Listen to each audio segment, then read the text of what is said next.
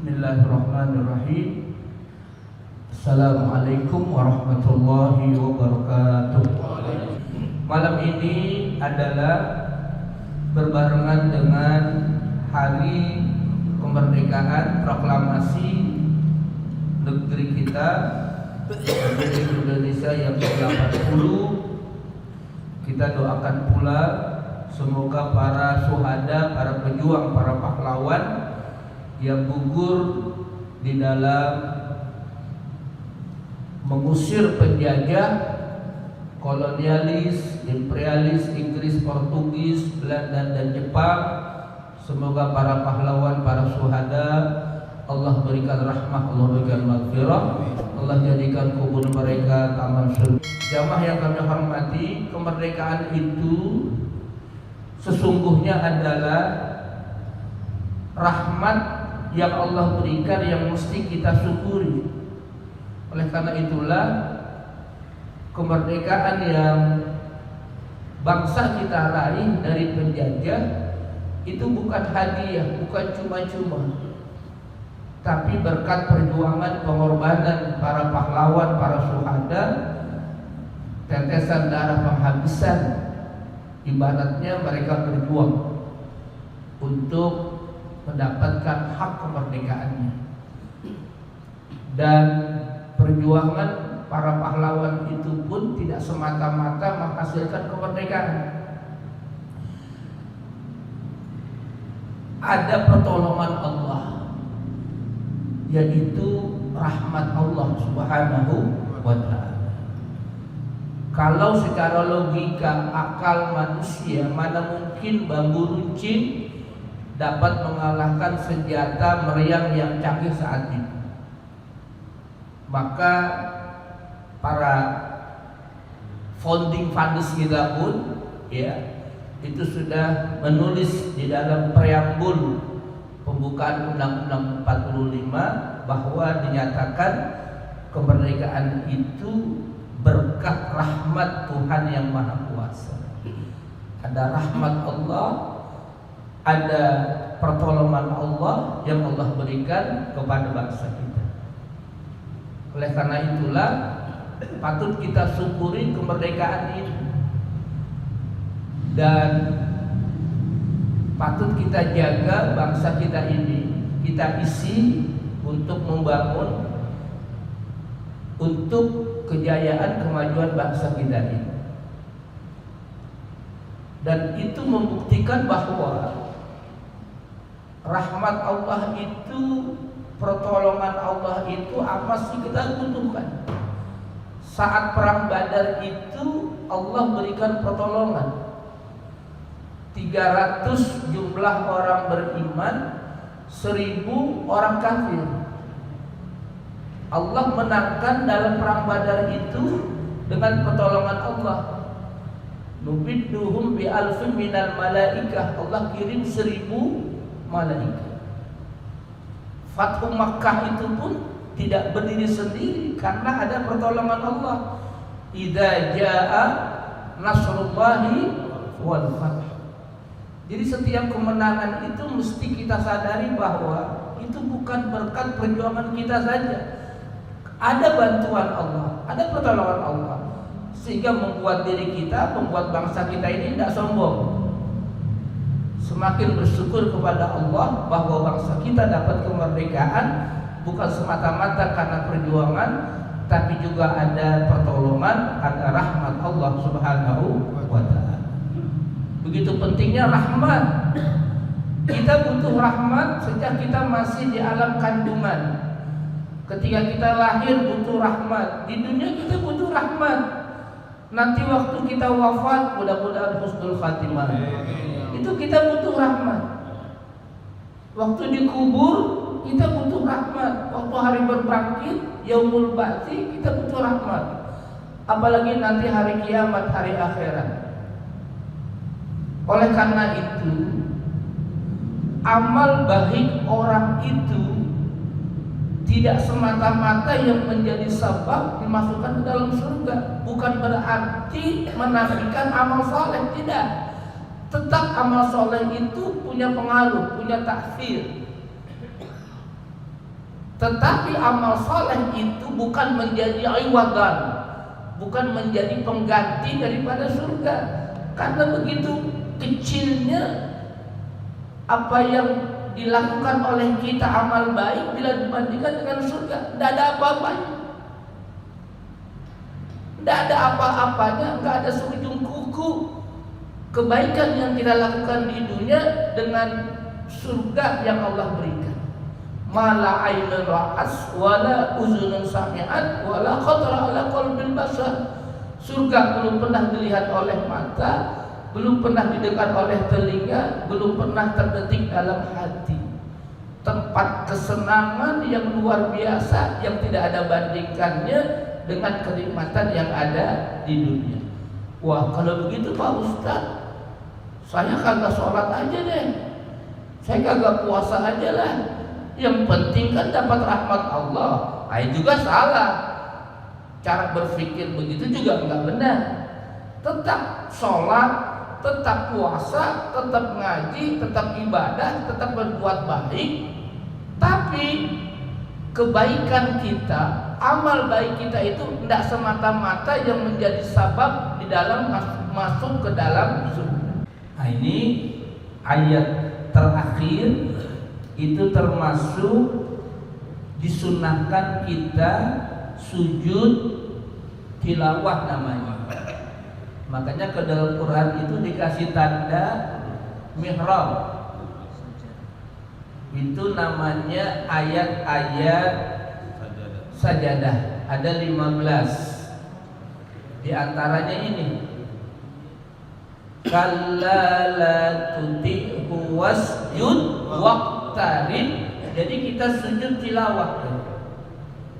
Itu disunahkan. Entah kita lagi baca Quran atau kita lagi sholat, itu namanya sujud tilawah. Ntar boleh kita praktekin nih. Makanya saya kasih tahu dulu. Sebab kalau nggak dikasih tahu bingung. Begitu selesai wasjud waqtarib, Allahu Akbar, saya sujud. Langsung sujud. Makanya saya kasih tahu dulu, langsung sujud, baca sajada wajhiya lilladzi khalaqahu wa syaqqa sam'ahu wa basarahu bihaulihi wa quwwatihi. Itu namanya sujud tilawah. Sajada wajhiya lilladzi khalaqahu wa syaqqa sam'ahu wa basarahu bihauli wa quwwati. Wajahku bersujud.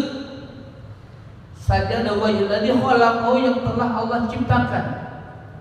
Wa syaqqa sam'ahu, dan Allah telah membelah pendengarannya, artinya Allah bikin kita tuh dengar. Wa basarahu, dan Allah beri kita penglihatan. Sajada wajhiya lilladzi khalaqahu wa syaqqa sam'ahu wa basarahu bihaulihi wa quwwatihi. Itu namanya sujud tilawah. Habis itu langsung kita diri lagi langsung ruku. Allahu Akbar. Begitu.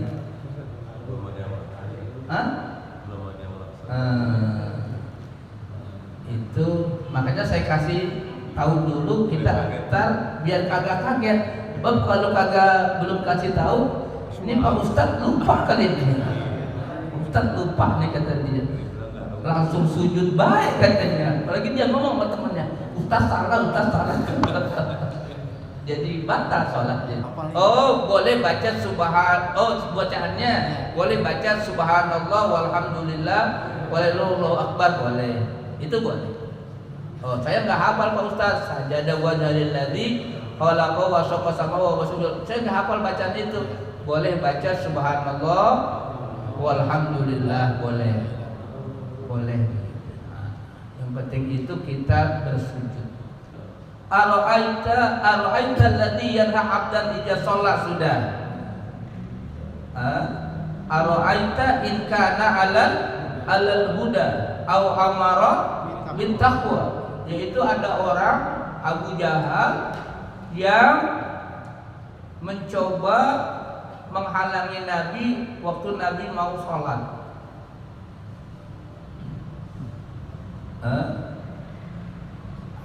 Malam ini ayatnya yang kita baca, ara'aita in kana 'alal huda aw amara bit taqwa. Bagaimana menurut engkau jika seandainya Nabi itu berada di dalam hidayah, au amaru bit taqwa, atau dia memerintahkan takwa. Ara'aita in kana 'alal huda au amara bit taqwa.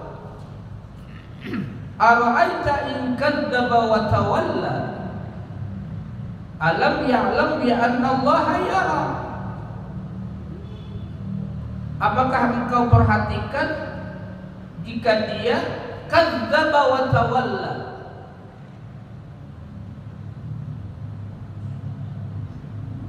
bahwa orang yang kafir itu telah mendustakan dan telah berpaling. Alam ya'lam bi anna Allah yara, bahwa Allah itu mengetahui apa yang dilakukan oleh orang kafir itu. Alam ya'lam bi anna Allah yara. Kalla la illam yantahi la nasfa'an bin nasiyah nasiyatin kadibatin khati'ah. Kalla la illam yantahi la nasfa'an bin nasiyah. Kalau dia tidak berhenti dari menghalangi, dari membuat teror, dari berpaling, dari mendustakan, kami akan tarik apa? Nasiyatin, ubun-ubunnya, kadibatin yang berdusta, khati'ah yang berbuat salah, akan ditarik ubun-ubunnya dan akan dilemparkan ke dalam neraka. Ini adalah ultimatum Allah. Kalla la illam yantahi la nasfa'a bin nasiyah.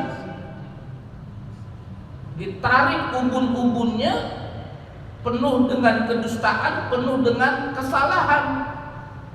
Akan ditarik ubun-ubunnya itu, dilemparkan ke dalam neraka.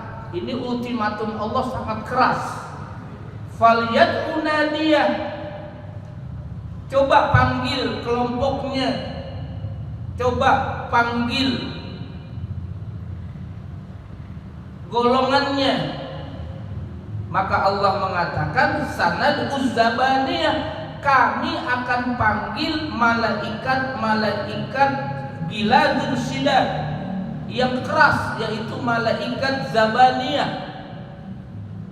Sanad'uz zabaniyah, sanad'uz zabaniyah.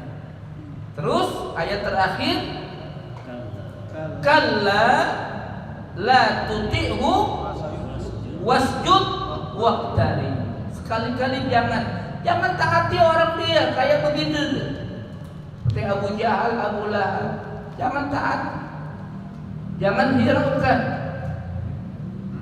La tuti'hu wasjud waqtarib, maka bersujudlah dan iqtarib, mendekatlah kepada Allah Subhanahu wa ta'ala. Sholli, sholatlah, ya. Kemudian bersujudlah dan mendekatlah. Ibtagi bisujudika qurbal manzilah min rabbika, maka kita dengan sujud itu kita mendekatkan diri kepada Allah Subhanahu wa ta'ala. Shadaqallahul adzim, wallahu a'lamu bis-shawab. Sallallahu alaihi sayyidina Muhammad wa ala alihi wasallam. Walhamdulillahi rabbil alamin. Kafaratul majlis. Subhanaka Allahumma wa bihamdika asyhadu an la ilaha illa anta astaghfiruka wa atubu ilaik wa atubu minkum. Assalamualaikum warahmatullahi wabarakatuh.